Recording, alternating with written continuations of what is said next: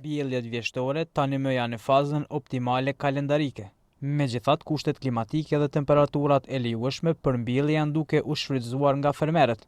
Në vlugun e punës në procesin e mbjelljes në arat e fermerit Valon Vehapi, i cili tani ka mbjell 30% të sipërfaqes, duke synuar 150 hektar tokë grur për mbjelljet vjeshtore. Për disa ditë, planifikimi i fermerit pritet të përmbyllet me sukses. Kushtet në këtë vjesht i kena shumë të favorshme, por arsye se më herët pat shi, edhe tash ka shi, tash mas këtij shiut dhe fillojmë mbjelljen që mbrana fatit optimal mendoj me bë përfundimin e mbjelljes. Pej 15 tetorit deri me 15 nëntor është thuhet që është afat optimal, mirë po ndryshimet e klimës tash që po vrehen, i kemi edhe në një 15 ditësh pas një problem bëjmë me vazhdu edhe mas 15 nëntorit me bë mbjelljen. Deri me 1 dhjetor pas një problem mbjellja grunit vazhdon.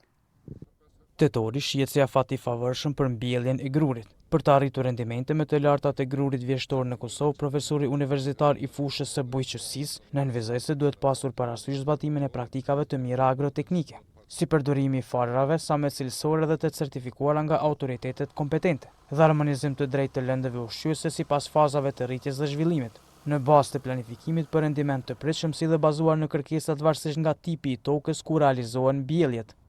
Gjitha mbjelljet që vërnohen dhe kryhen në dekadën e parë ose në 15 ditëshin e parë të muajit nëntor, rekomandojmë që të shtohet pak sasi e repromaterialit, para se gjithashtu edhe farrave dhe plehrave, por që për fermer rekomandoj që të shkehen në një shkallë caktuar të mobilitetit në këtë muaj të përgatiten.